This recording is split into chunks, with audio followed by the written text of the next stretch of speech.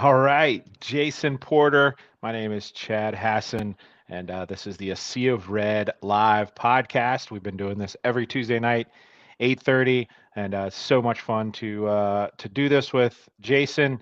And you can see by everything on the screen here, a good sponsor of the show. Um, you got his cell phone information, email right there. He's with Legacy Realty. Jason, we'll see the wonderful commercial here in a little bit. But just give us a quick Cliff's Notes on why Flames Nation, why a Sea of Red, and what you do in Lynchburg. Yeah, Chad, thanks, man. Good to be back with you guys tonight and see you red.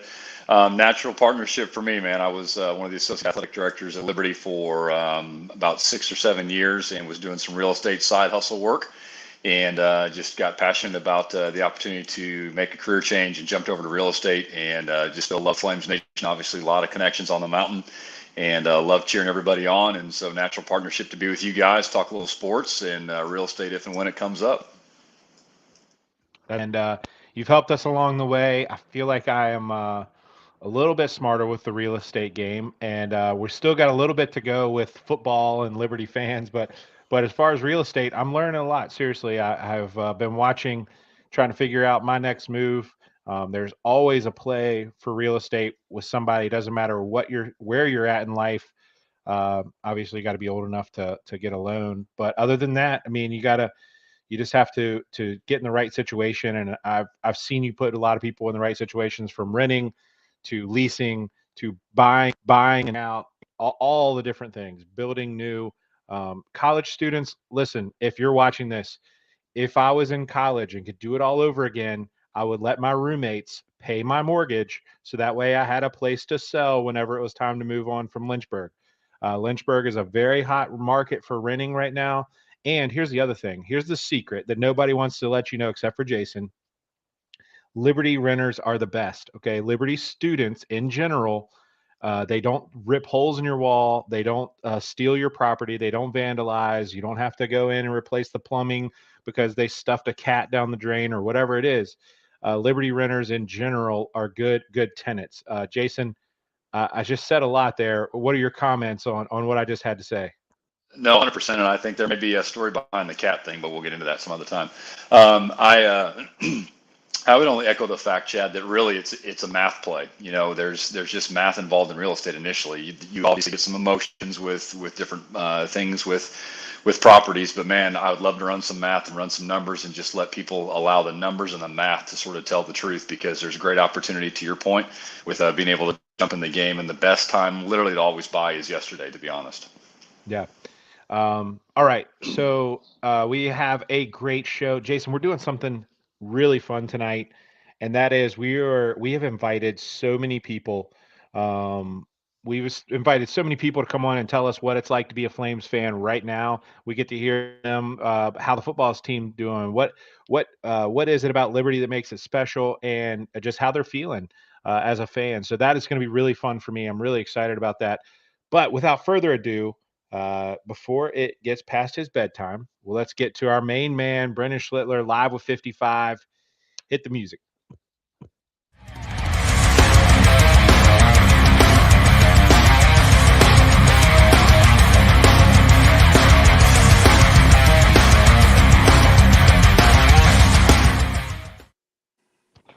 Brendan, what's up, brother?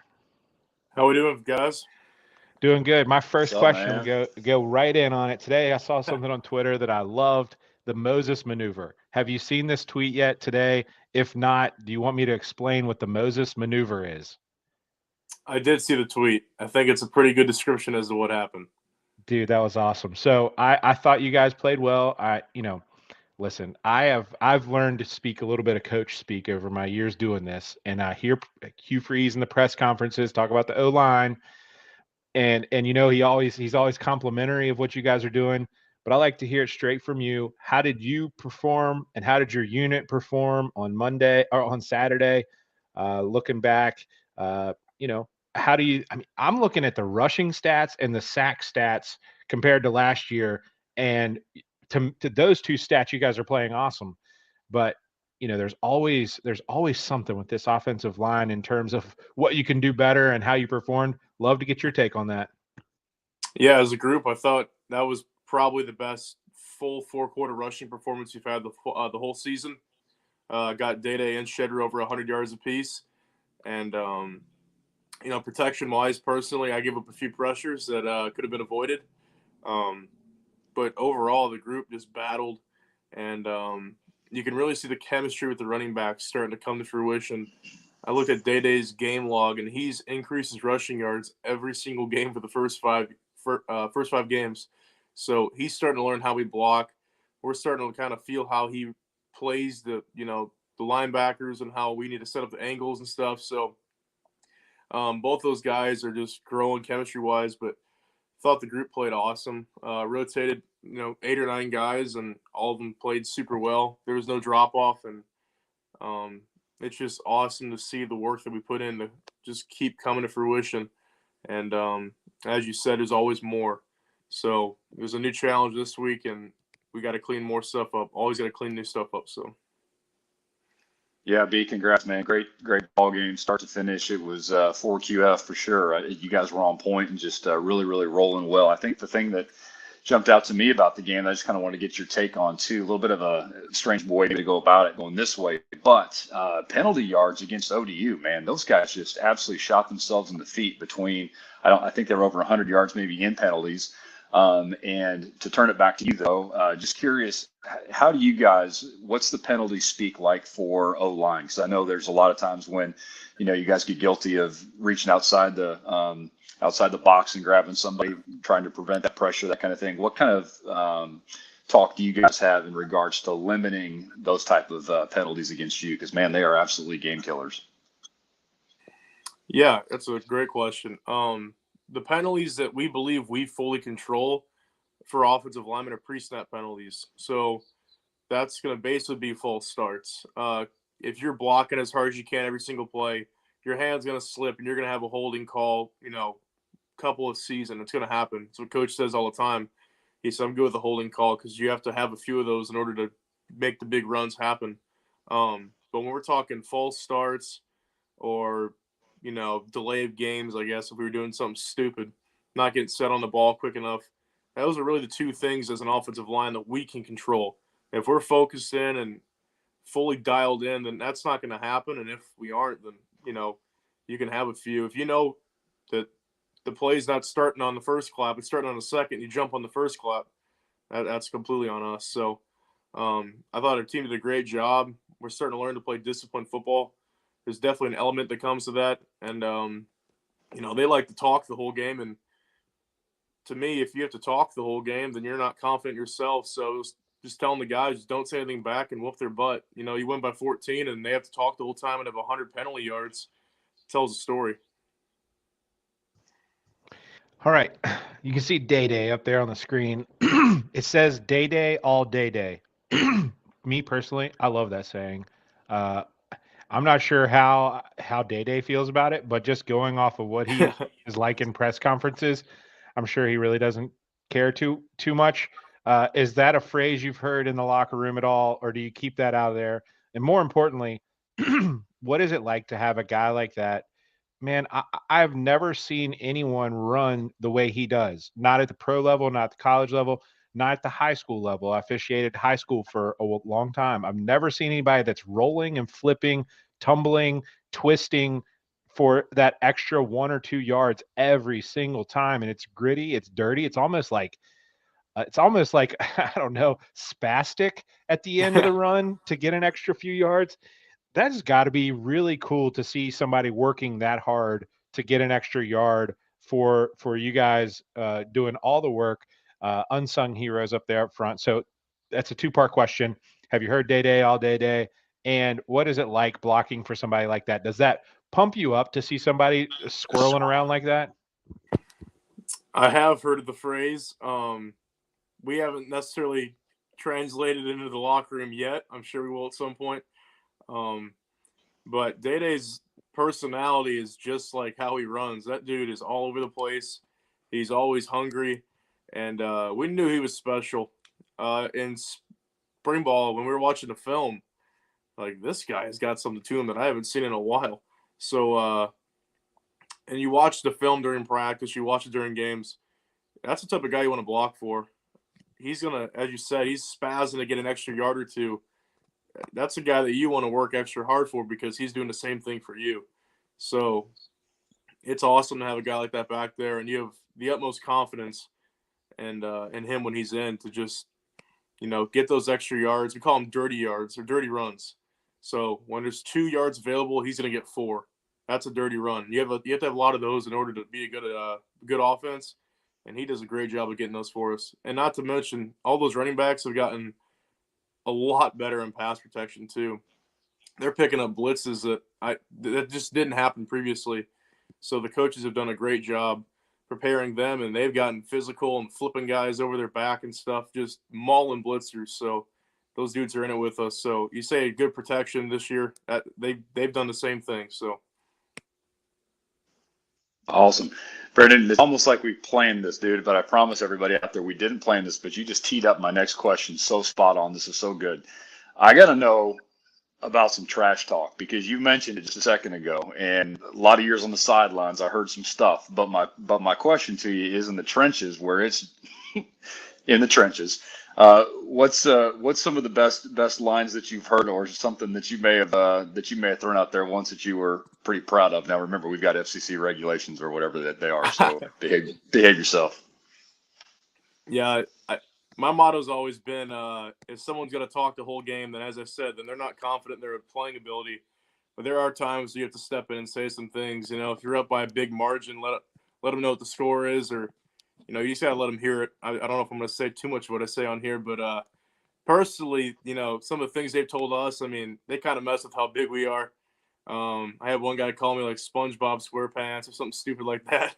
So, when Tom was here, they were calling us all Pillsbury Doughboys, and they're having fun with them. But some of the guys just, you could tell they're hurting deep down because they're just not winning or doing a good job. So when that's the case, I like to be silent and just let our work speak for itself. But we've heard some pretty funny things in there.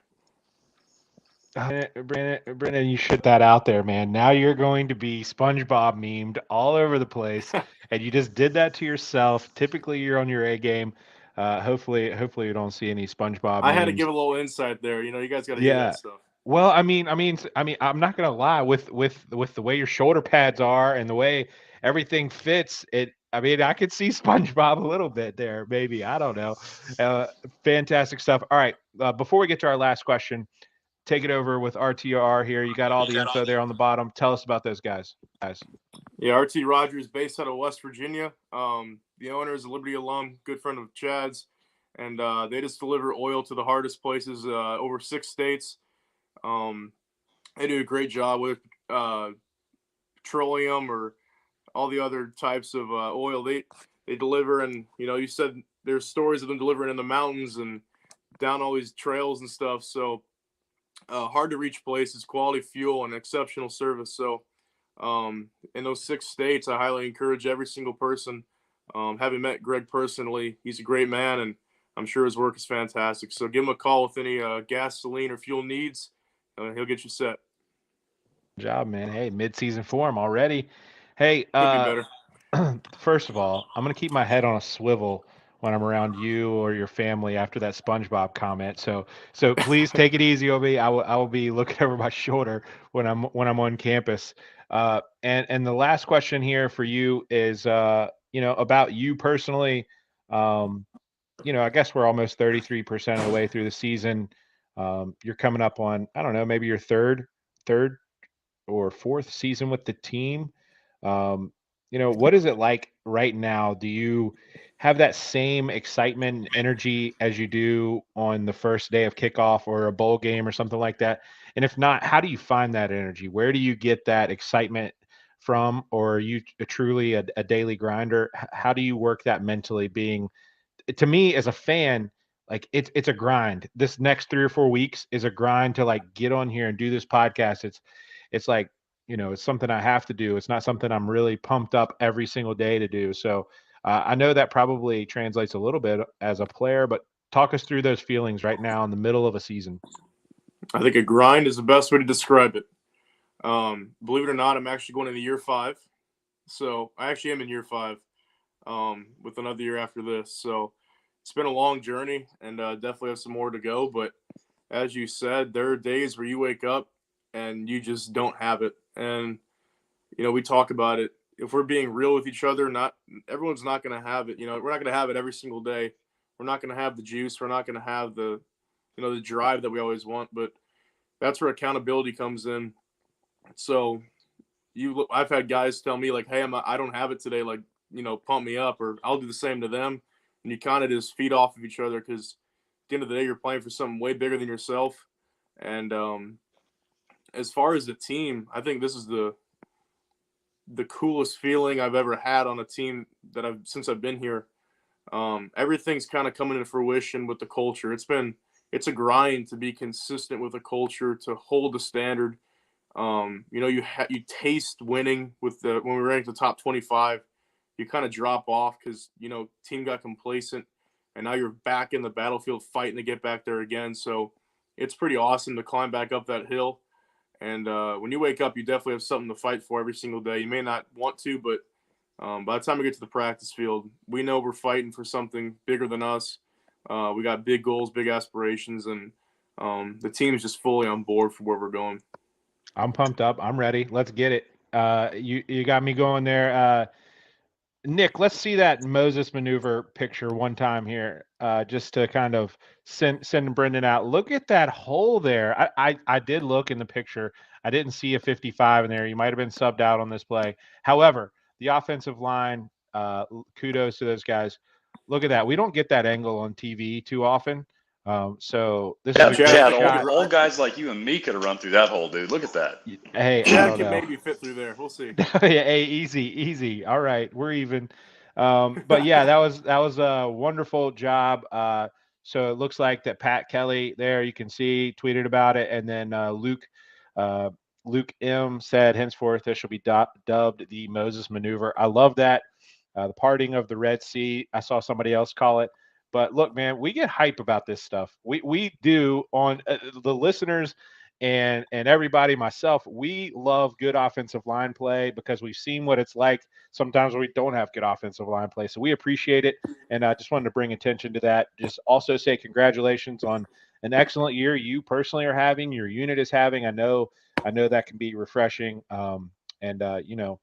Just really proud of the way you guys have handled yourself and grown together so quickly. Excited about Coach K and everything he's bringing to that offensive line. So keep it up. We'll definitely be watching, and hopefully we get a couple of Moses maneuvers on Saturday to show again next week. So have a good one, man. We plan on getting a bunch of those, but as I just keep saying some stuff, I always say, and you always hear, there's no drop off with this offensive line. So you said I wasn't in, but those guys going in there just destroyed those guys. So that's just something I wanted to point out. Those guys are fully capable of doing everything everyone else can do. So they're doing a great job. Yep. Awesome stuff, man. All right, Nick, we are going to see the Jason Porter ad, and then we are going to run the Flames Nation temperature check. And then we will get everybody. We have all the fans popping up here. We'll take a temperature check, heat check of Flames Nation. So let's get it. Well, hey, everybody. My name is Jason Porter. I'm with Legacy Realty and Development, and it's been a great partnership here with Sea of Red lately. I was with Liberty Athletics as the Associate Athletic Director for Sports Medicine, so took care of all of the healthcare needs and coordinated that with a fantastic staff at Liberty in the athletic department, of course, for about 5 or 6 years, and then moved into real estate full-time and with Legacy Realty and Development. And it's just been a great pleasure to continue to stay connected with my Liberty University family and the athletics family as well. Been enjoying serving them. A lot of the graduate assistants and some of the staff that I hired has come back now and has been using me for residential services, which I really appreciate. But certainly do residential real estate as far as buying and selling of homes, of course. And then also we have a strong commercial presence as well. So commercial real estate, obviously a very, very different animal than is residential. But whether it's buying and selling commercial properties or just the leasing of properties, we can help with that as well. So it's been a great opportunity to service our commercial clients as well. And then certainly on the investment front too, a number of folks who have discovered the power of passive income through real estate and investing in real estate with rental properties or fix and flips, those kind of things. And so great joy to serve my clients in that capacity as well. The other thing that I would add too is just a very, very full Rolodex at this point of contractors and subs and just different professional contacts that I've made through the years. So if I can ever provide any of those folks to you and all of a sudden you need a plumber or an electrician or a contractor to build your deck, whatever, I'd certainly be glad to give you access to that Rolodex and those references as well. Because a lot of times it's not exactly who you know, it's who you know that knows how to do the job well. And so I would be glad to provide those services for you as well. So love Flames Nation, love taking care of my Liberty family. And if there's ever anything I can do for you, my contact information is all right here on the screen. And I would love to be a service to you and yours. Thanks so much.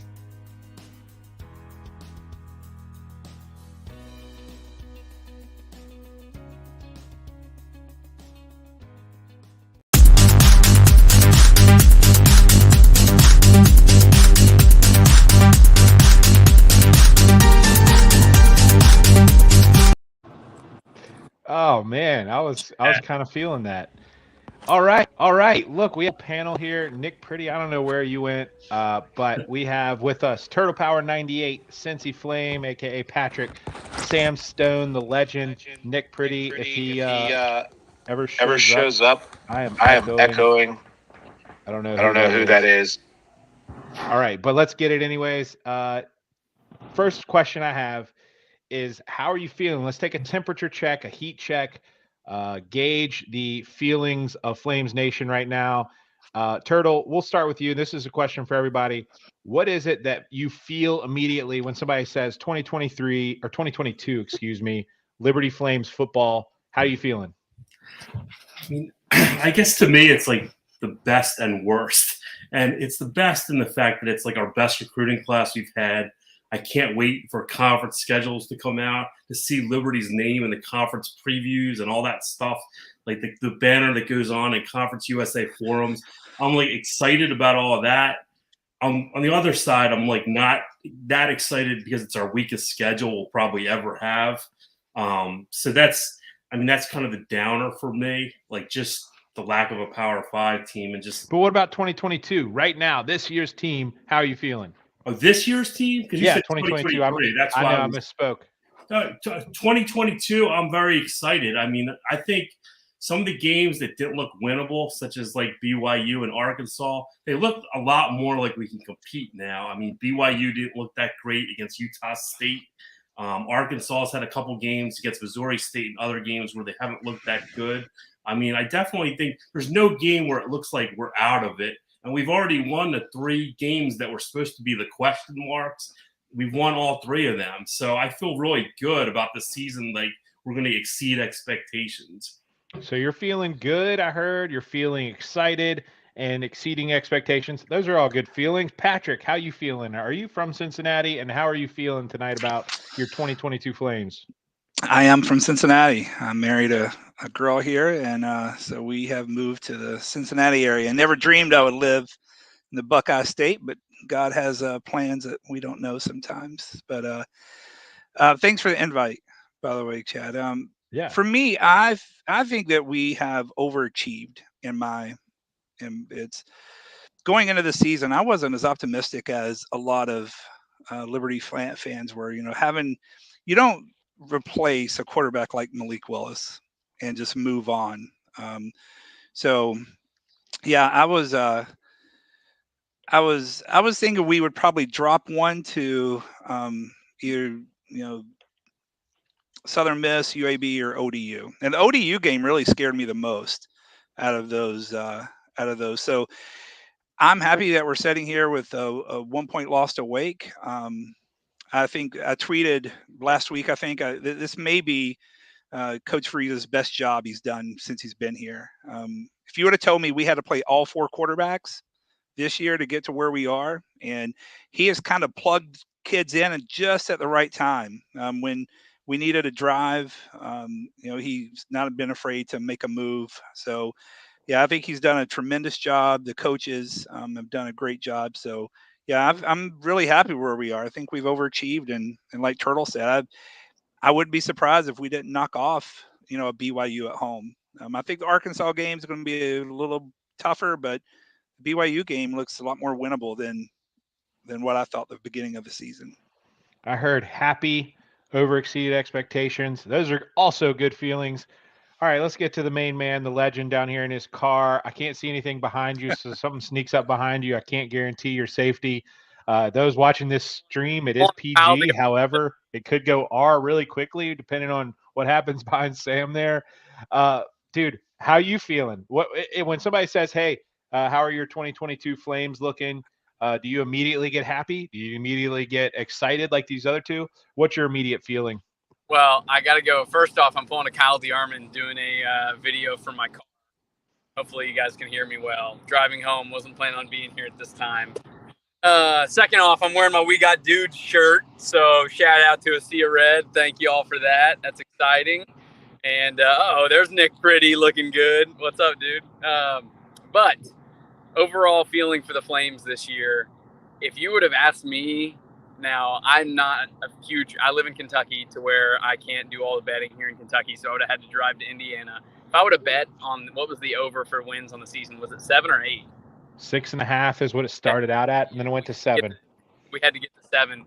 I would have hit the under because you just don't replace a quarterback like Malik Willis and have guys who can come in and be confident. And with being 4-1 right now, I bet you there's not a single 4-1 or better team out there who is on their 4th string and 3rd string quarterback. Nobody else can do that. And so I feel like we're positioned in the place to where I feel like we all have this little hint of excitement for Charlie Brewer that we don't want to talk about because there's a reason why Coach, who we trust, Coach Freeze, there's a reason why he picked him to be the starting quarterback at the beginning of this year over Caden Salter. And so we're all excited about Caden Salter. He's shown a bunch of flashes of greatness, but also if we get Charlie Brewer back and we get Hugh Freeze the ability to do what he wanted to do at the beginning of the season, I mean, I think I tweeted today, a wake up 2 weeks from now. Now I know Chad, you quote tweeted this and said rat poison, so that's fine too.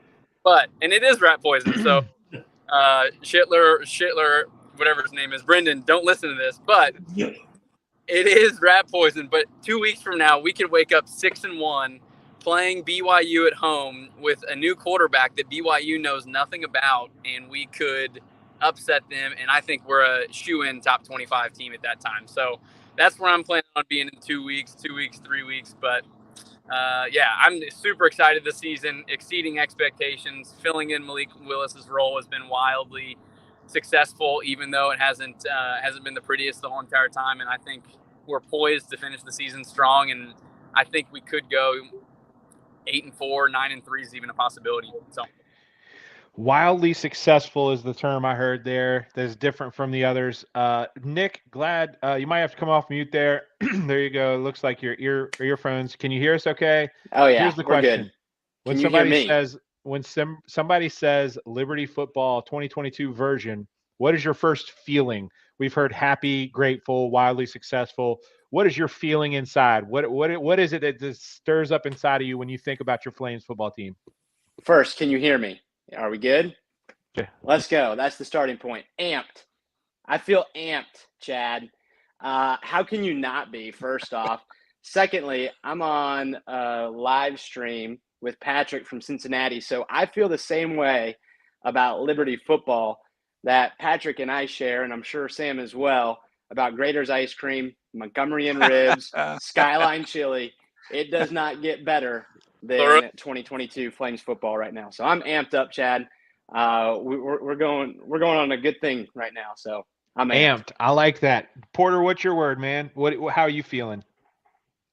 I'm excited too. I think it's been a phenomenal start to the year. I think you guys are right on spot with the quarterback replacement. I mean, who would have thought, right? With Malik graduating and moving on, what's been able to go on with the quarterbacks by committee, plural. So I think that's been awesome. We have the privilege of being here for the home games, and man, it is rocking on the mountain, guys. It really is fantastic, and that energy I think is carrying over probably greater than it ever has. Even 2 weeks ago when it was pouring rain, it was literally just the bottom right corners of the stadium that weren't full with the students. Those maniacs were out there going crazy, man. It was they were bringing the heat. It was great. My word, and then we'll ask the second question. My word is grateful. whenever I hear somebody talk about the Liberty Flames, it used to be like, oh, well, you guys are FCS, or oh, you lost to whoever. Now, or like, I'm grateful that we're playing the FBS. I'm grateful that Williams Stadium isn't just a shell of a huge potential. It comes alive now, and I'm grateful for that. I'm grateful for Hugh Freeze and his coaching staff. I'm grateful for the depth we have at every position. I'm grateful, honestly, for fans like you guys who there are more diehard fans now than there ever has been. The community that we've kind of developed together has been amazing on Twitter and other places. So meeting some of you in real life has been a lot of fun. Yeah, I'm grateful. That would say is my word there. All right, next question is. All right, we got to do this quicker. But we got to get to our 4-minute offense here. What should the Flames stop doing? What should they start doing? And what should they continue doing?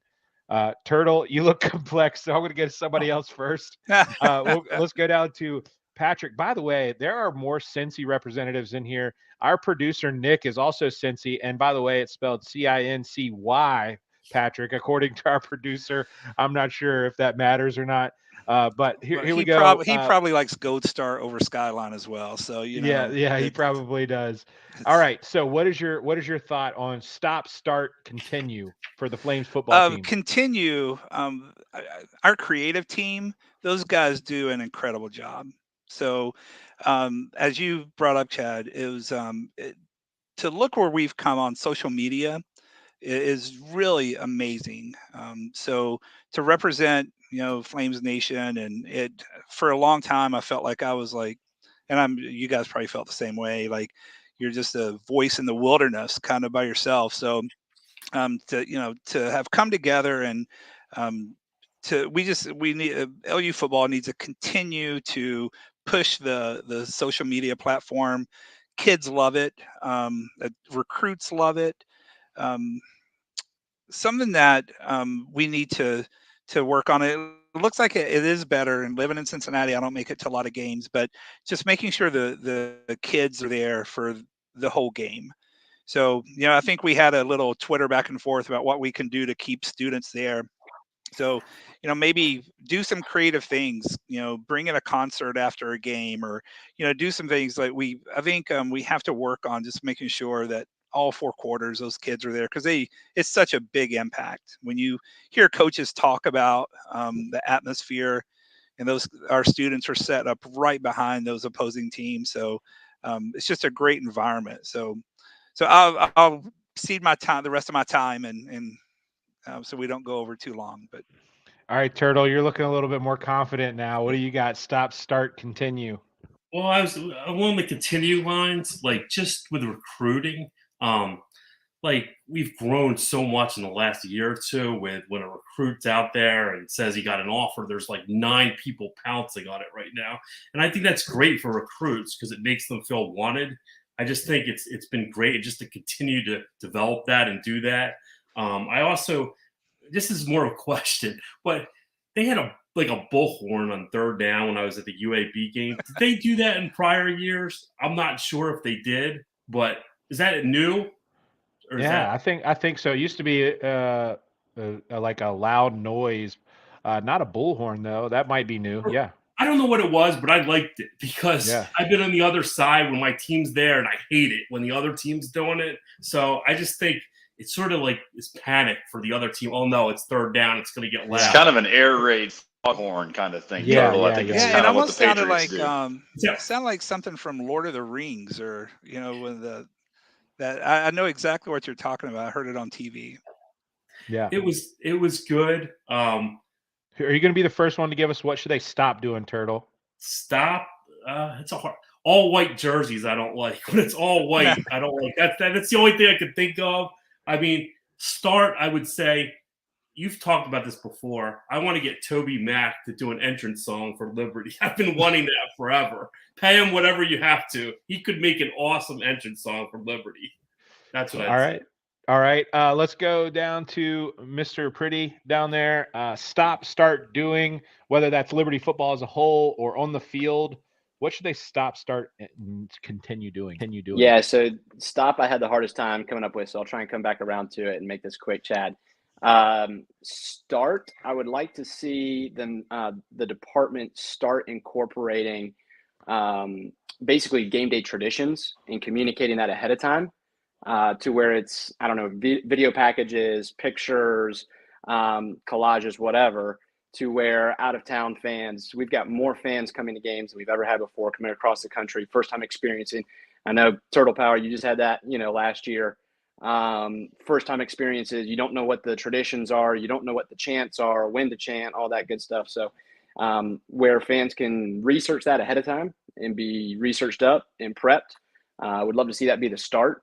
So if that is already happening, I'm behind the 8 ball, and continue improving the premier and premium game day experience, both in the stadium and then with our broadcast team. Obviously, LFSN does a phenomenal job, and different things like pylon cams and sky cams and drones and different things like that, I think would be fantastic to continue to improve the broadcasting. And obviously in-game seating, what Ian has done, coming from Baylor, he said bigger isn't always better. You want to have something that's going to be prime time and a premier experience, and what he's building at Williams Stadium, I think, is certainly fitting that mold to where people can come out, have a comfortable but exciting and really great experience. So I got nothing for stop. Sorry, Chad, but I'll stop there. All good. All right, Sam. I'm gonna throw you a I'm curveball. I'm throwing you a curveball here. All right. I was already with my stop, start, continue. I know. Get ready. You Wait, think on your toes. Think on your toes here. I'm still gonna answer it with that, but go Okay. ahead. No. Okay. What should they stop, start, and continue doing on the field? Okay. Not quickly. the program as a whole. That's What should they do on the field differently? We need to start having a kicker that can be consistent. It is like a golfer. It is literally, if you're a golfer, it doesn't matter if you hit your pitching wedge at 90 yards or if you hit 150 yards. If you can get consistent with that golf swing, you're going to be good and you're going to get playing time. I don't care if you miss every 35-yarder or more you take. If you can't hit chip shots, don't be out there. And if we're over 35 yards and we don't have a kicker that can kick that, then we know we're going for it every time when we're punting. But having a guy that is going to kick 60%, we got to stop having that. We need consistency. I don't care if you can hit a 60-yarder. If you can't hit every 25-yarder, we need somebody else.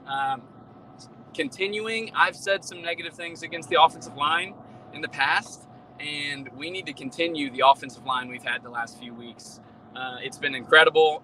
I probably haven't tweeted enough how great they've done, and it's easier to tweet when it's negative and not when it's positive because they're kind of the guys that get forgotten. But they are killing it. Obviously, Day Hunter's killing it. Day all day, right, Chad? Where'd you get that saying from, Chad? Tell the people. That's a good one. I don't know. It came out of Liberty Twitter somewhere. I want my royalties. Hey, when it's on a shirt, I want my royalties. Okay, we got you. A nickel shirt. Day all day.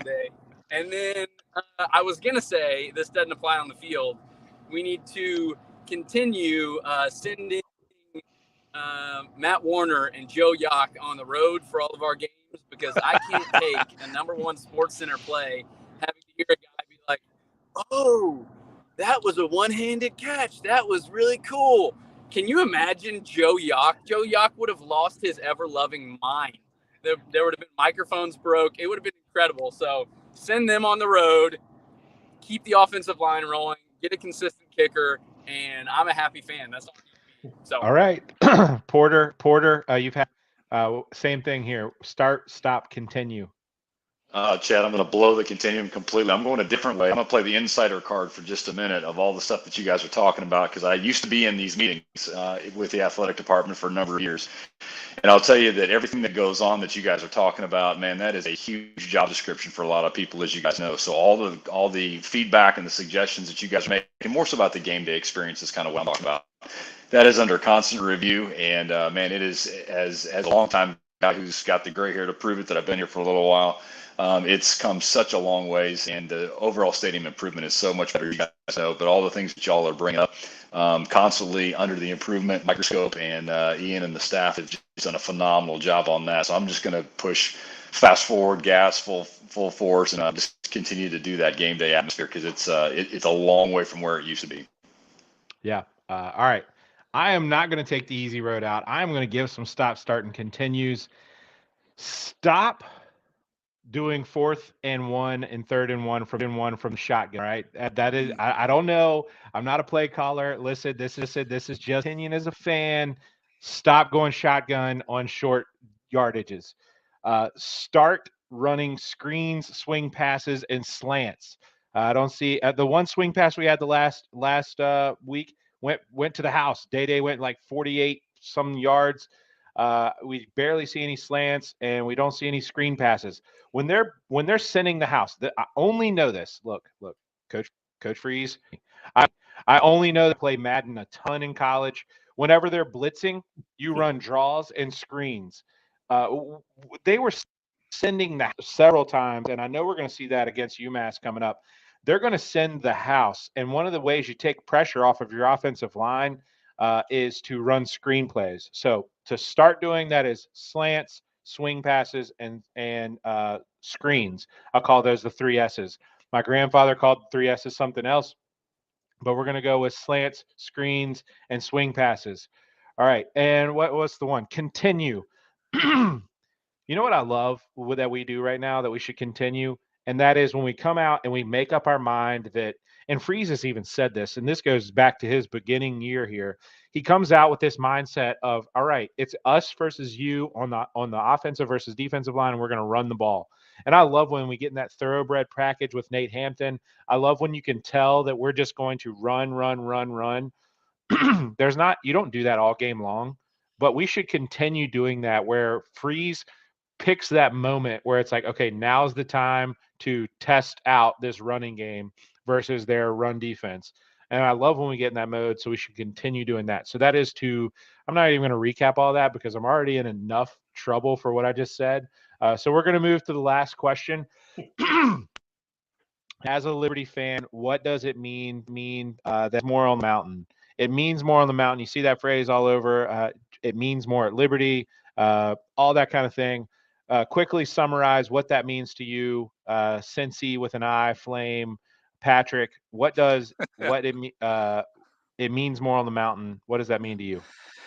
Yeah, to me, it's I'm kind of old school, Chad. I've been around Liberty Athletics for a long time, so I was there when Farwell Senior was there, and he used to always say, "If it's Christian, it should be better." And so, in my mind, it's you come to the mountain, and it should everything we do, it should mean more. How we um, just just in everything that we do, how we treat visitors, to down to the guy emptying the trash cans. So it should just be better. And so unfortunately, I spend a lot of my time on message boards and different forums. I've never ever had anyone who has come to a Liberty football game or a basketball game or even a baseball game um, have any negative experiences. You read about all the stuff that people write about, what they think it would be like, but once they get on the mountain, it's different. And so that's what it means to me. And I invite people all the time that have negative thoughts about Liberty sports to come to a game and experience it for yourself. And I think you'll probably go away changed. Awesome stuff. Hey, I appreciate you joining us tonight. As Nick throws up here, do you spell it Cincy or Cincy with an I? From the Inquirer, 95.3% say Cincy with a Y. So might be a name change in your future. The Inquirer is a Turtle Power. communist newspaper. Yeah, easy. All right, Turtle Power. What does it means more on the mountain mean to you personally? I just think, Liberty's motto, at least, was training champions for Christ.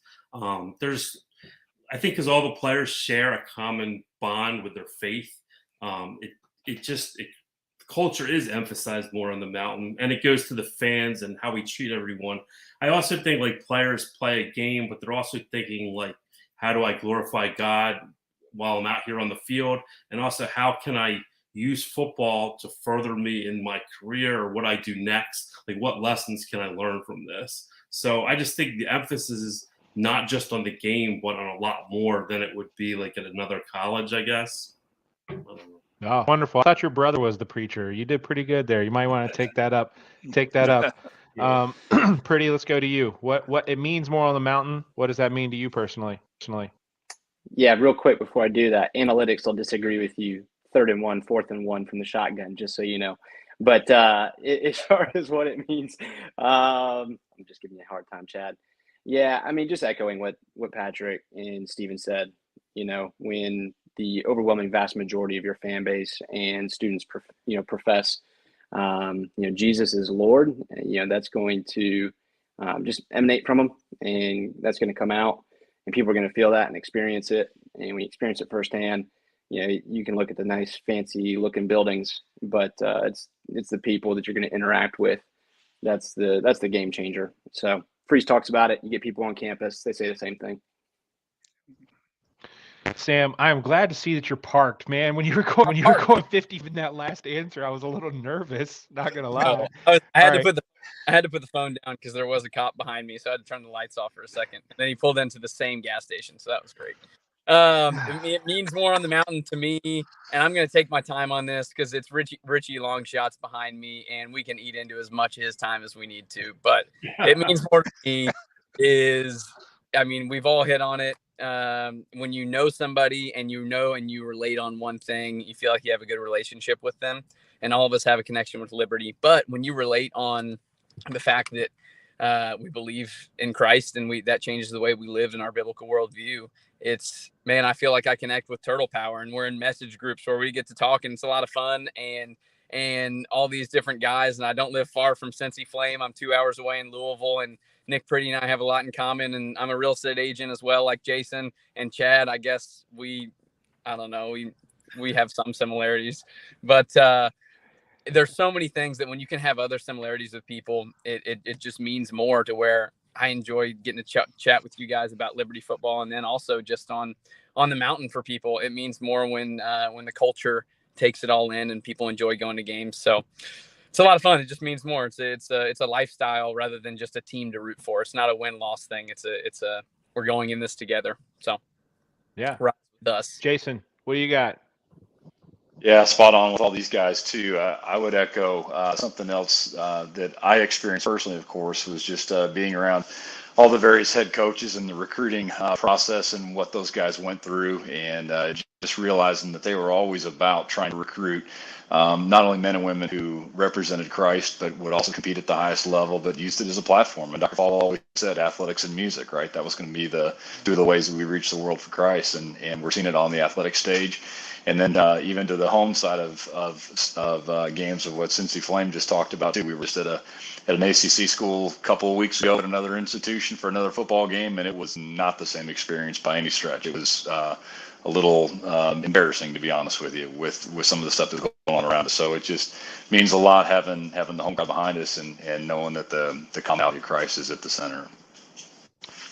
Means to me to mean more on the mountain is just that it means more. I saw a picture of CJ Spiller doing a recruiting visit at Clemson today, and I'm not going to remember the 4 things that they have up on their wall at Clemson, but it was like get a great education, make relationships with people who will impact you in your life going forward. It was win a championship was one of their things that you'll do if you go to Clemson. I think we can add one to that wall, and we can do all of those things, but we can add one to that, and that is to, Freeze goes on these Monday morning, basically preaching sessions, and we have convo, and we have all of those different things where you're going to be fed spiritually. And it's like one of the, like everything else, like if you feed one certain aspect of your life, that's the one that's going to be the strongest. And I feel like that at Liberty, you are being fed that that way of thinking and that spiritual food. I don't know. I'm not a preacher, Turtle. So your brother can't lean on me for a Sunday morning fill in, but I guess you can add that to that wall of you'll come in, you can win a championship at Liberty, you can get a great education at Liberty, you can meet people that will impact your life forever, but you can also be fed spiritually and grow spiritually, and that's where it means more to me, is that final thing that you can put up there on the wall. So yeah, that's kind of where I lean with it means more. All right. Really appreciate you guys coming on. Turtle, you're the man. Is that I did see the reptile cage in the background. Cincy Flame Patrick, I did see the Kentucky helmet that you tried to hide up top, and then the Kentucky helmet in the bottom. But the Wildcats are having a good game. Had a little They tough are. day down at Ole Miss. But great to have you guys. This has been one of my favorite segments of the season. We ran really long, but it's all good, and I appreciate your guys' time. And let's do it again next time. Go Flames. Go Sounds good. Flames. Thanks. Go Flames. All right, let's hit the John Manson intro music. Thanks, Jason.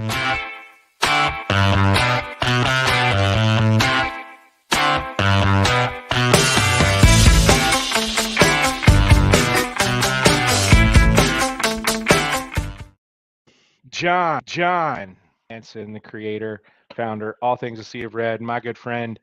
What was the other name that I had for you? Boss Man? You're muted.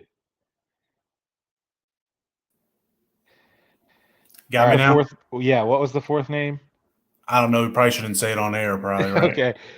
John, let's jump right into 5 games, 5 games, 4 quarterbacks. Did I say that right? Have you ever been a part of a season with 4 quarterbacks and you're in those press conferences twice a week, 3 times a week with game days? You hear from Freeze more than any of us. I feel like today he kind of acted a little bit like, guys, I'm new to this too. I don't know what to do. We have 4 quarterbacks. Is that kind of your feeling from Freeze? And then also, what is your take on the 4 quarterbacks? Has it been too much? Has it been just the right amount? What are we doing with 4 quarterbacks right now? Well, it's a great question and a great point, and it's really going to end up defining Liberty's 2022 football season. We'll always look back on this season and be like, who was that quarterback? And yeah, that's the year we played 3 and 4 guys. And Charlie Brewer, we really don't know what he can bring to this team. I mean, he only played 2 drives and went down with the broken hand just below his thumb there on his throwing hand. So. He could be back in the mix here in another week or two, but he hasn't played football really in almost 2 years. I mean, he hasn't played this year really, right? And then last year he played the first 3 games, I think it was at Utah, and sat out to transfer. So, we don't know a lot about what he can do. And then Jonathan Bennett, we've seen a lot out of him this year, and seen him play more consistently than we did previously in his career, and we've learned a lot more about him. And then, you got Caden Salter, which I've said it before, I'm a huge Caden Salter fan. And like Freeze said Saturday after the game, he has a chance to be a legit quarterback. I mean, a high-end quarterback. He's just, his floor and his ceiling are there's so much gap between the two, right? I mean, I believe with Salter, Liberty has a chance to win any game on their schedule that's left, including in Arkansas, if he plays perfect and at his ceiling. But also think that they have a chance to not play so well. I'm not going to say they have a chance to lose every game on their season with him either. I don't believe that. But, it's just such a disparity between his floor and his ceiling. And then, we really haven't seen much out of Nate Hampton. So ideally, these next 2 games, I'd like to see him and see what he can do rather than, I mean, he's only attempted 1 pass this season. So let's see what he can do. But yeah, I mean, it's crazy to sit here and say that we're 4-1 through 5 games and really 3 games that could have gone either way. I guess 4 if you include Wake Forest, which you should, since it's a 1-point game. And we've basically had 3 different starting quarterbacks throughout the first 5 games. It's Hugh Freeze's best coaching job he's probably ever had, but certainly the best he's ever done in his time at Liberty so far. A lot to unpack with the 4 quarterbacks. We've been reading all your game previews and recaps. So I've got a lot of your thoughts on the Liberty team. One more Liberty-centric question, and then I got a couple others that aren't around Liberty for you. And that is Day Hunter. You see the stats up on the screen there. I've gone back to Rashad being the most important running back, most influential running back Day Day has been the most influential contributing MVP running back since Rashad. Would you agree with that? What he's doing right now and the impact he had at ODU and then a couple of the other games this year, he has been on fire. Yeah, I mean, we're only 5 games into it, right? And I think, to be honest, he needs the ball more. I mean, looking at those stats there, 15 carries and he had 121 yards. Why is he only getting 15 carries? He should get, a lot more carries than he's getting.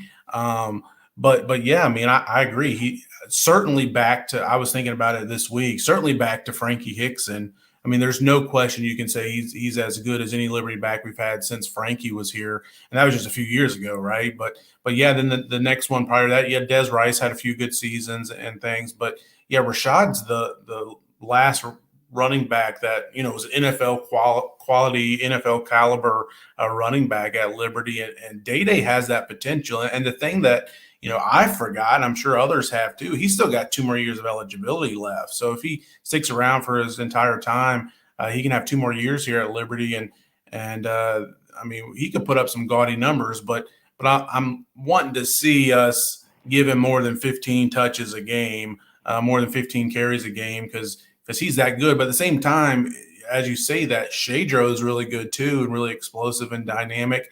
And we've yet to see TJ Green in the game, and he's itching to get in there as well. And we know that he has some talent as well. So, but yeah, I mean, Day Day has been so much fun, and he's been the offensive MVP. And I think going forward, we'll see us as an offense rely on him more and more each and every week now that we know what we have in him. I wore this shirt that you got me. Thank you very much. 2020 Cure Bowl. That is a Liberty helmet and a Coastal Carolina helmet. This is the question. All right. How lame is it that Coastal is getting votes in the top 25? JMU has a game on the NFL Network, national televised. They're getting votes for top 25. I'm not saying Liberty should be ranked top 25. Please don't misunderstand me. I don't want everybody up in my mentions later talking about Liberty's not top 25. All I'm saying is it's super lame. I don't think Coastal is very good this year. Matter of fact, I know they're not very good. JMU, yeah, they beat App State, who, they might be fake good themselves.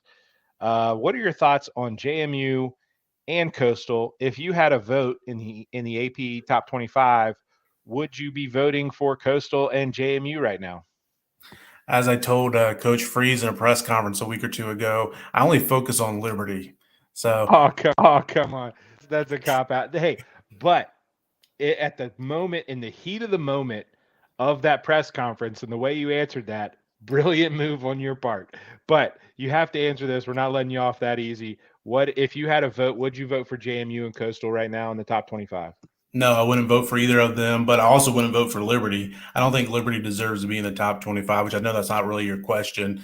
But I mean, a team like Liberty to be worthy of top 25 votes, especially when you're coming from where Liberty started the season, which, fair or unfair, this is the way it is for a team at the G5 level. When you're coming from losing Malik Willis, winning 8 games last year, you're not going to be on the national radar at all. And you're going to have to do something like upset a top 25 Wake Forest team to start getting some national attention and recognition. And plus, if you look at some of our scores, they're really not that impressive to the outside eye.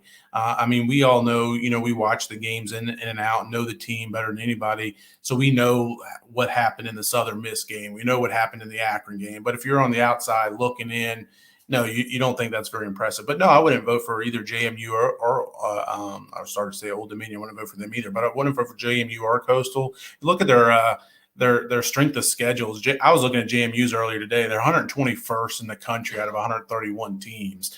Yes, they have a nice win over App State. It's a very good win. But I think that's a little bit fluky in my opinion. And again, Chad, that I hate JMU. And I'm going to always look at them pessimistically, but it was a little bit of a fluke in my opinion. They were losing 28-3 in the first half, and for whatever reason, App State must have let their foot off the gas and got comfortable. And then when the comeback starts, then it's hard to kind of stop it. But I'm interested to see how they do the rest of the season. I would love to play them this year, and we can settle this whole debate as to who's the best team in the state. And right now, people are sitting here saying it's JMU, but and people are giving them credit for their people are giving them credit for their win over Middle Tennessee because Middle Tennessee went out and beat Miami, but that's a fluke. Anybody can win a game. I'm more about let's see what you did over the entire body of work. So I think JMU and Coastal are both overrated for whatever reason. They're media darlings, it seems like. I don't know why that is. And I hate to even go down this train of thought, but we're all thinking it.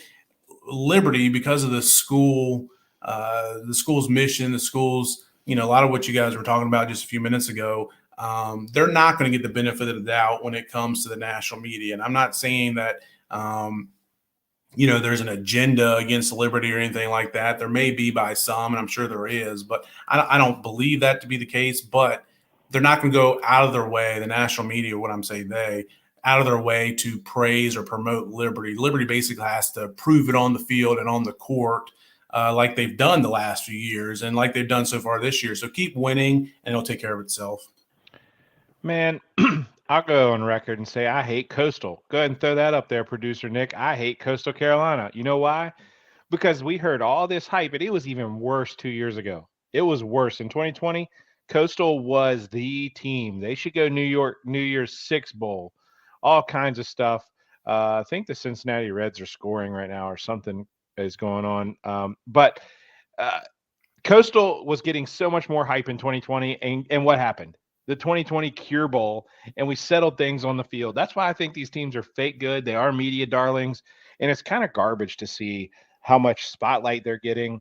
App State. Let's talk about that win. App State had to get lucky on a Hail Mary to Troy to win that game. So I don't know how good App State is. And Coastal Carolina, thank you, Turtle, for throwing out these stats all the time. But Coastal Carolina barely beat Gardner Webb, an FCS team, at home. So how good is Coastal? How good is JMU? It's only 5 games in the season. They're both fake good. And even if they make it to the end of the season unbeaten, their strength of schedule is garbage. And we would settle things on the field again in 2022. We did in 2020 in the Cure Bowl. So if Coastal or JMU wants to come get some, they can in a bowl game at some point, but they are garbage. All right, last question here, John. Before we get to Richie Longshots, is at ASORred.com, you have, I don't know what you call them, deadlines. You give yourself deadlines, I'm sure. What is your favorite weekly article that you do, and what is your favorite thing that Sea of Red does weekly? Do you like putting out the links? Do you like doing recruiting stories? Do you like doing recaps? Do you like doing the Hugh Freeze press conferences? What is the thing that gets you excited after all these years, 10 years of doing ASORred.com? What is the thing that you as a fan are like, man, that is really cool to do, and I love doing that every week, that we should check out? And what is it that you like? Great question. To be honest, I don't like doing the Hugh Freeze press conference because I feel a lot of stress when that's going on because, here I am doing the press conference, trying to ask questions. And then as soon as it's over, I'm trying to upload it to YouTube and then go and transcribe it as quick as I can and hurry up and get it out there. So I feel answer like 8 text messages from me during the middle of all that. Yeah, I'm with you. Yeah. So I feel a lot of stress during those press conferences. So I'm not going to say that. Actually, one thing that I've enjoyed doing, and I started doing it on Sunday afternoons this season. I've gotten into a habit of doing it while I've got NFL on in the background and watching my fantasy team go 0-4 so far. Is I write and I publish it Monday morning. First thing Monday morning it's called the Game Scoop from the previous game, and it's just kind of my own personal thoughts of what I thought happened and what I think we've learned about Liberty in that previous game or to this point in the season.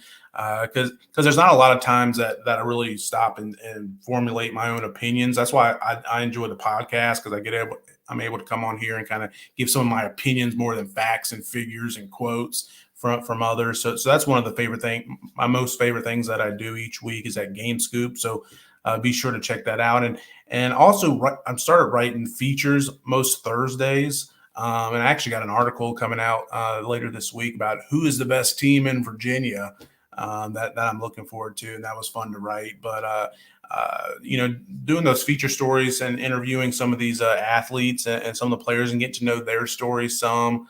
There's a really good. I'm not going to write an article on it. I think Damien sort of led is of the News in Advance on CJ Yarborough. So look out for his article this week coming out. But it was a really good interview. I wasn't able to go to it, but I listened to it afterwards with him, and he is just a great representative of Liberty University, and much like Malik Willis was, much like Darius McGee is on the basketball side, and so many of these players. It's great to be able to get to know them and to try to tell a portion of their story is just a lot of fun for me. That's awesome, man. I've really enjoyed the Scoop article, and I can tell that that's more of your opinion, and that's what we love getting on this podcast. I've told you this several times, and it's not just because you're my boss at seaofred.com. This is my favorite segment of the week, and I hope you enjoy it as well. John, I appreciate everything you do at Sea of Red. Looking forward to your coverage. This is the one game that you will not be making the trip. I don't blame you. It's a long trip up there. There's not going to be many fans in the stands, and hopefully we win by 30 and we can just watch it from the comfort of our own home. Yeah, I'm actually looking forward to it. I love going to all these games. I had so much fun at ODU and down at the beach last week, and fun going to Wake and Southern Miss and all that. But I'm also looking forward to this Saturday too, a little selfishly, because I can't tell you how many football games I've watched outside of Liberty this year, college football games, Thursday night or Friday night games I try to turn on, but Saturdays they get away from me real quick. So I'm kind of looking forward to being able to watch one from the couch this weekend. For sure, man. All right, appreciate all you do, and it is time to hit up Richie Longshots. John, stand by. We might need a little extra editing help here. Nick, producer, don't go anywhere. Look, this guy is a loose cannon. I saw him on Twitter earlier today, and the things he's saying have me a little worked up and nervous about tonight. So yeah, let's hit it.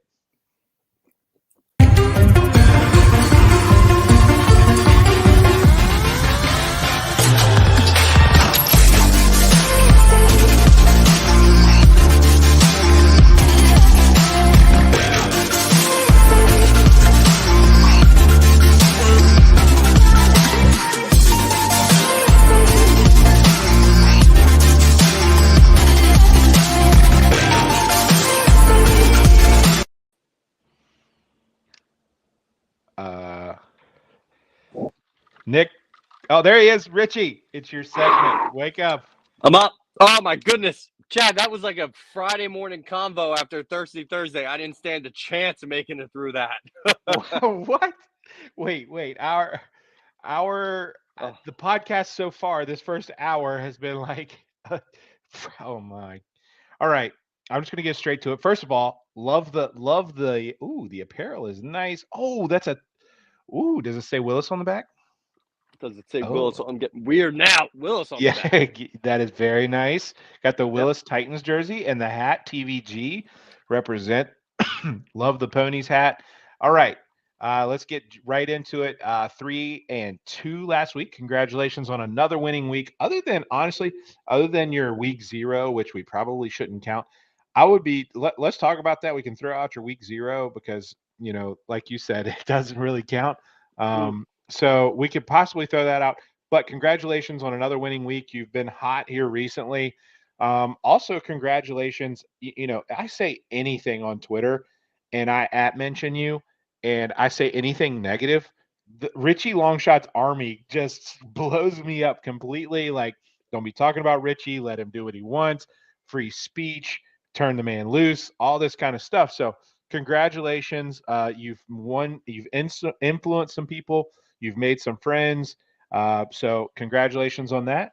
And with those two congratulations out of the way, now that your head barely fits in the screen, what is your take on the Liberty game this week at UMass?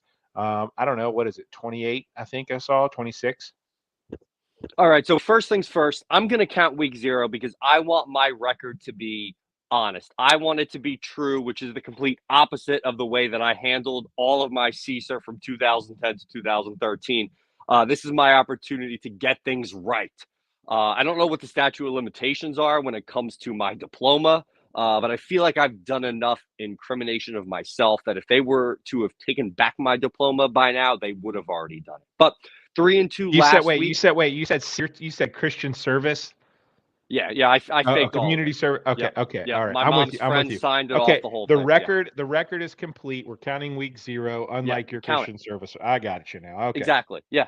And I'm 13-14 overall. I am so close to 500. I could taste it. And Chad, do you know what it tastes like? Do you know what it tastes like, Chad? What's the winning record taste like? It tastes like Osaka's chicken and broccoli combination with enough yum yum sauce to kill a toddler. And I'm this close. Let's get it. Close. Let's get it. And I'm pumped I up. think this is the week. I'm Mr. 3-2. 4 weeks 3-2. 2 weeks not 3-2. Last week was a roller coaster of a ride. The BYU game, up and down the whole game. The over was a lock, and then it wasn't, and then it was again. Late touchdown, big time. I'm not going to throw you under the bus, but Chad did jinx me in the Washington UCLA game. He texted a bunch of us and said, about to watch Richie Longshots go 500 when Washington wins. And they got the doors blown off of them. It was terrible.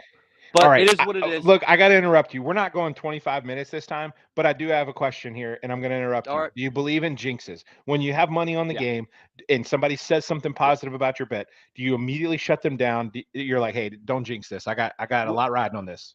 When I'm 1-0 with a lot riding on that game, with that being the game to get me to 500, yeah. And the thing is, I didn't even watch the game because I had to be up super early at Saturday morning. I was in bed early. I was in bed late on Friday. I saw the tweet, and I just went going to bed. And I knew I was going to wake up a loser. You believe in 100% jinxes. believe in jinxes. 100%. All right. How can you not? Oh, also congratulations on Judge. I know this is another thing. I'm glad he hit that home run prior to you getting on this, so you could get that out of your system. I see you are already on the New York Knicks bandwagon. Knicks tape, baby. All right. Anyways, all right. Wait, where did he go? Oh, here we go. Knicks tape. I'm All wearing right. it tomorrow to school. What do you got for the Liberty game this week at UMass? All right, Liberty game. Honestly, I was bullish on the game until I heard my man 55. That speech hyped me up. He's like, this is the best culture I've ever been a part of. And I said, what's the line? Give me that. 25, 24 and a half. 24 and a half is the best line that's out there right now. So I'm 100% going to take that. UMass, let's be real. It's UMass. And when Monday came, the line came out. I was worried about Akron. I said, Akron was such a weird game. I honestly think we were coming off a very emotional game against Wake Forest. we were able to kind of turn the corner, put the ship in the right direction. And I think we're going to build off of that. We have smoked. Hugh Freeze has had UMass's number the last 2 times we've played them, winning big. I have no doubt in my mind that we are able to score 28, 35 points. I'm very interested in UMass's team total. It was 12.5 when I saw it today. I would love 13.5, touchdown and a field goal. You cash that. So that's something I would look at because I think they end up with maybe 13.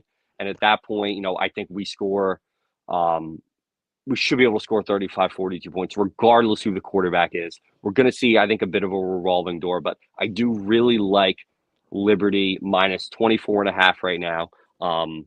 Last week's game was an absolute roller coaster. I don't think this is going to be a roller coaster. We haven't had one of those just touchdown. It's 21-0 in the middle of the second quarter, and everyone's just hooting and hollering. So I think this is that game where this team is able to, all right, we're going to blow a team out. Let's blow a team out, and this is it. All right. But you didn't think that until you just heard 55 speech a few minutes ago? Yeah, I was very bullish until 55. Okay. Yeah. All right. So you've got Liberty covering the spread. Anything on the over/under? I know a lot of people are talking under. Since you think it's going to be the 21-0 in the middle second quarter and everybody's going to get playing and all the hype's going to be there, maybe you don't take the under. I think the under because 42-7 under. Yeah. Yep.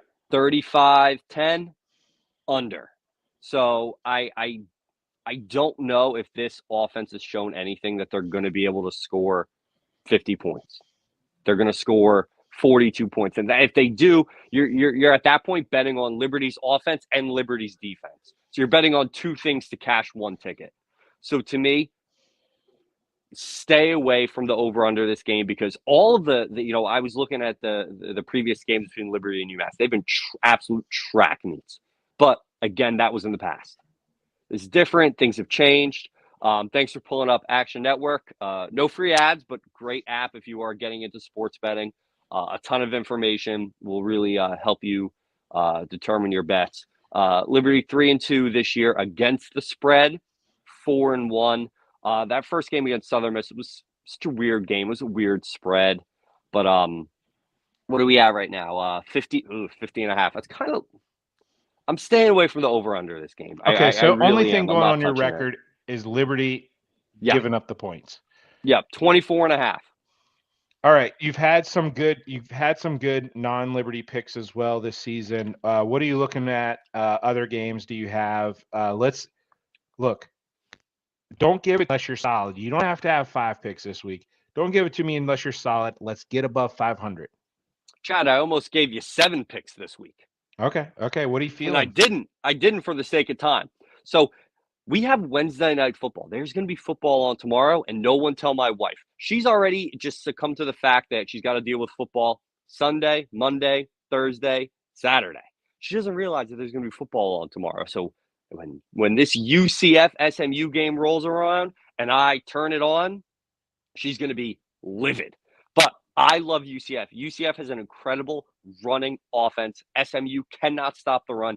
The game is at UCF. SMU kind of in a bit of a free fall. Let me pull up the notes. SMU 1-4 against the spread this year. UCF 3-2, but SMU has lost their last 3 games against the spread. UCF, a top rushing school. SMU cannot stop the run. In a game like that, where UCF is going to control the game at home, give me -3. Next hang up, on. I have UConn. Hang on. All right. I got some editorial notes here. All right. You said SMU cannot stop the run. Do you realize that SMU's defensive coordinator was Liberty's defensive coordinator last year? He left Liberty to go to SMU, and they're 2-2, and they can't stop the run. Is that what you just said? Yeah, it's crazy, right? Yeah. So Simons was able to do it here at Liberty. It's not translated down to Dallas. Love Simons. I definitely think he'll end up back on the mountain here at some point.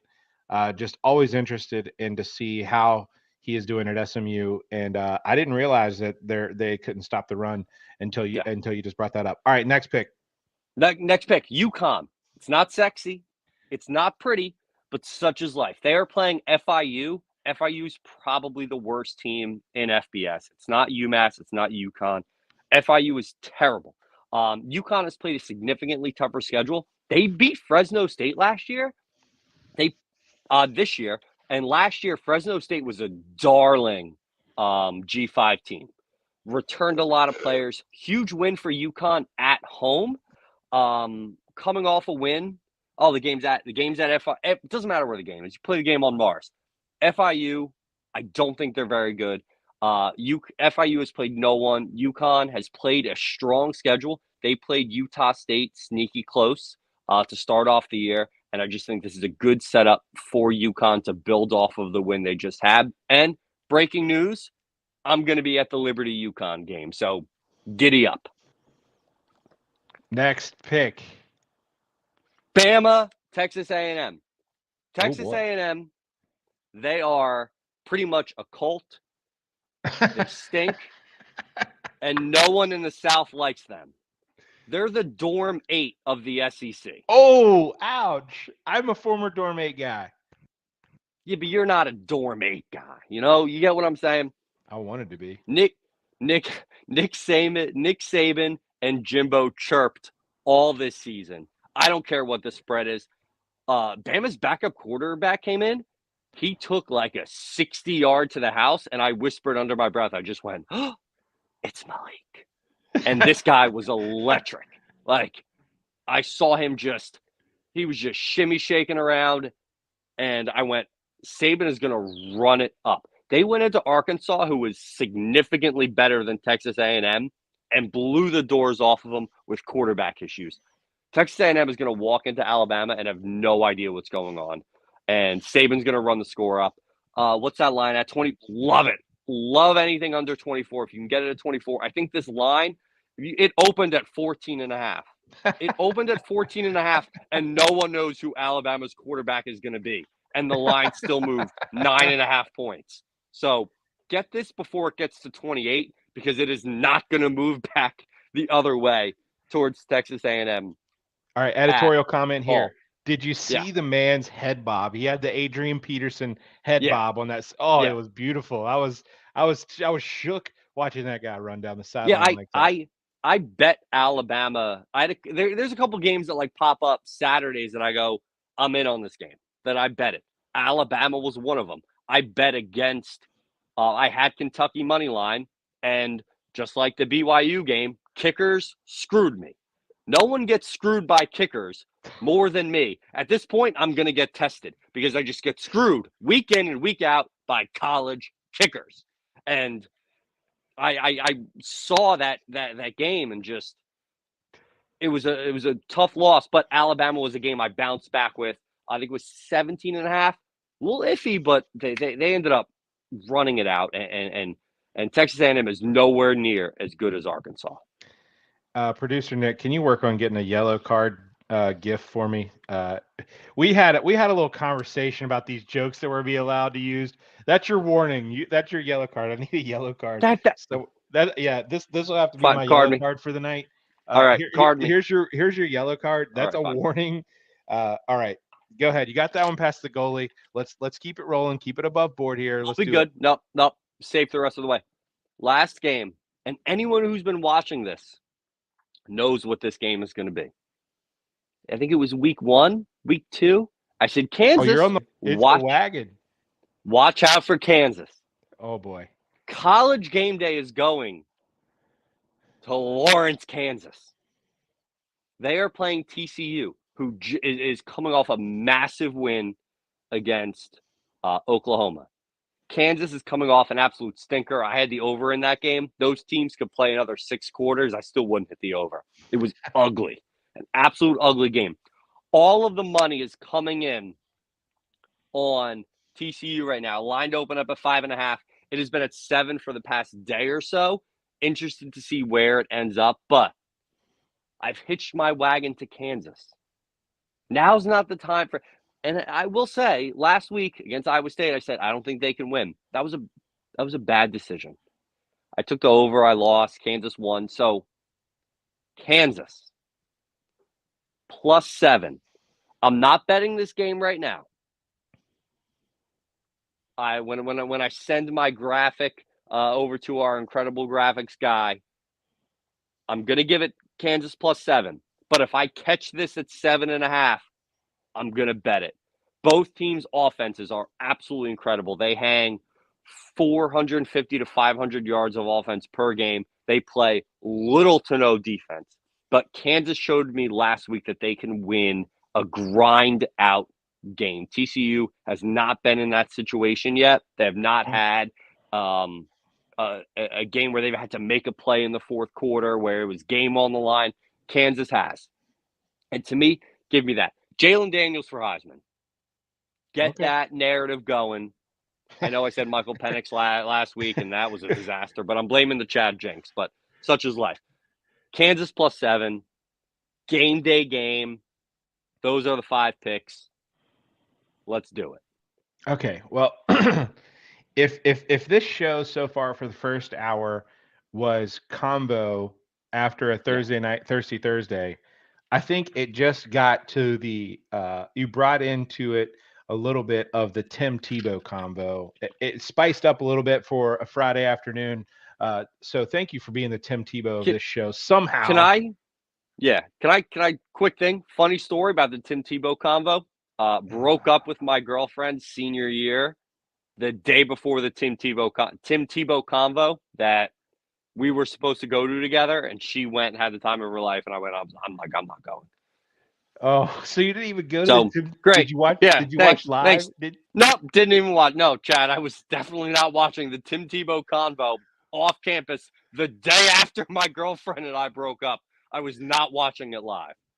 Oh man, I mean Tim Tebow at that point he was a single man like Paul himself. So I'm sure you could have learned a few things on how to deal with the tragedy of facing singleness for the rest of your life potentially. You should have still gone, but we won't hold it against you. Hopefully, you can go back and watch the replay if you really want. All right, so I you're have. gonna. I watched the replay. I Oh, did. I'll okay, good. confess. Here's the thing. I don't even know what your picks are. I know what you're picking with Liberty, but all the rest of it was kind of a blur. Please send that graphic over so we can get you on record Yeah. and okay and know what you got. I love the Malik jersey, dude. Uh, and lastly, here you're a rock star. Thank you so much for doing this every week with us. People are really responding well to it. I'm hoping you can get over 500, so that way we have a little bit of substance to go along with Oh yeah. with your electric personality. That I always tends to do better. I got a lot planned for if I go 3-2 and I'm 500. It's going to be wild Okay. on How are Tuesday. contract negotiations? On a personal note, how are contract negotiations with you and potentially joining this show long into the future? They're very well. They Going really well. are.